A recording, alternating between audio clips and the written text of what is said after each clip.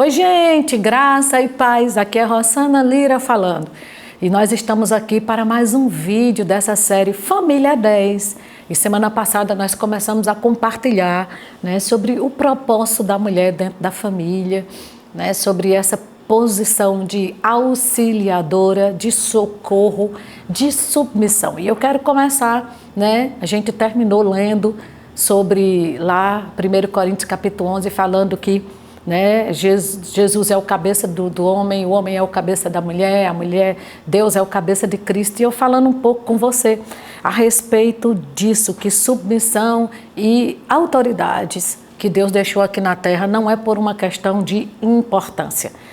Para Deus, como diz lá em Gálatas 3:28, nem homem nem mulher, nenhum é mais importante do que o outro, mas por uma questão de organização. Deus deixou essa questão dessa hierarquia. Acredite, gente, hierarquia é algo que nasceu no coração de Deus. Imagina hoje na sua casa um lar onde todo mundo manda, não importa seu marido, seu filho, quantos anos seu filho tem, ou você, ou quem chegar na sua casa manda e dá as ordens. Não funciona. Nós sabemos que Deus é um Deus organizado. A Bíblia diz que tudo que a gente tem que fazer é para ser com ordem e decência. E dentro da nossa casa tem que ter ordem e decência. E o que aconteceu com essa questão da hierarquia dentro do lar? Nós sabemos que houve um crescimento muito grande, uma valorização da mulher muito grande nesses últimos dias. E por conta desse crescimento e da valorização da figura da mulher na sociedade, do posicionamento da mulher na sociedade, aí vem aquela questão de se levantar dentro da mulher, aquela questão de direitos iguais. E eu vou dizer uma coisa para vocês, a Bíblia já nos garante direitos iguais. Como eu disse para você, lá em Gálatas, Deus disse, gente, olha, tanto judeu como grego, como escravo, como livre, como homem, como mulher, para mim é a mesma coisa, ou seja, somos iguais perante Deus. Mas o que a gente precisa entender é que o fato de eu ter o mesmo valor para Deus que o meu marido também não quer dizer que eu tenha a mesma posição, o que Deus formou na família. E a gente precisa entender que por conta dessa valorização, desse crescimento, mulheres se levantam com aquela ideia na cabeça de querer mandar, de ser cabeça do lar. Mas sabe de uma coisa? Não existe. Se você for ver as mulheres que se levantam para governar os seus lares sozinhas, são mulheres cansadas, gente, sobrecarregadas, porque não tem graça nenhuma unção da parte de Deus na vida da mulher para esse posicionamento. Deus nos criou para estar debaixo de autoridade, de proteção. E a gente entende isso pela palavra, E quando Paulo escreveu lá em Coríntios, em Efésios, no capítulo 5, quando ele diz assim, as mulheres sejam submissas aos seus maridos. Então, gente, esse pedido de Deus, das mulheres serem submissas aos maridos, eu quero dizer uma coisa para vocês. Quando Paulo escreveu essa carta, naquela época, as mulheres eram escravizadas, eram verdadeiras coitadas.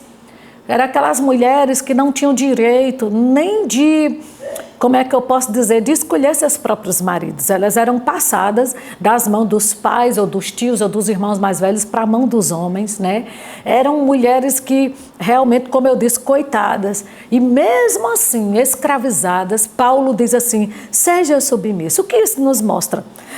Que você pode ser uma escrava do seu lar, você pode ser uma verdadeira coitada e nem com isso, com esse posicionamento, ser submissa, entende? Porque a submissão é uma questão de atitude do coração. Porque as mulheres podem ser escravas dentro dos seus lares, mas fazer tudo murmurando. E isso sai completamente dessa posição de submissa, de ézer e de socorro da parte de Deus. Vocês estão entendendo? Então, o que a gente precisa entender o que é submissão aos olhos de Deus. E é isso que a gente vai começar a falar aqui nesse vídeo. E sabe, uma coisa que eu tenho aprendido, para você entender algo que é bom que você entenda primeiramente o que não é, E eu gostaria de começar assim, o que não é submissão? Que tem muita gente que confunde, A primeira coisa, submissão não é algo prejudicial. né? Porque às vezes tem mulher que tem um olhar para a submissão como se fosse algo que Deus deixou para prejudicá-la, e não é. Gente, está escrito em Romanos capítulo 13 para a gente ser submissa, em Efésios capítulo 5 para ser submissa, em 1 Pedro capítulo 3 para a mulher ser submissa, em Colossenses para a mulher ser submissa. Jesus disse: pela boca de 2 ou 3 testemunham, toda a palavra se estabelece. Né? Se Deus deixou tantos versículos na Bíblia dizendo: mulher, se submeta, né? Ele não queria te prejudicar. Acredite, Deus não faz nada para nos prejudicar. Pelo contrário, eu acredito que Ele queria nos promover a uma posição de descanso. Você não precisa estar atribulada dentro da sua casa, acredite. Então Deus, primeiramente, que a gente precisa entender: submissão não é algo prejudicial, né? Submissão não é posição de inferioridade.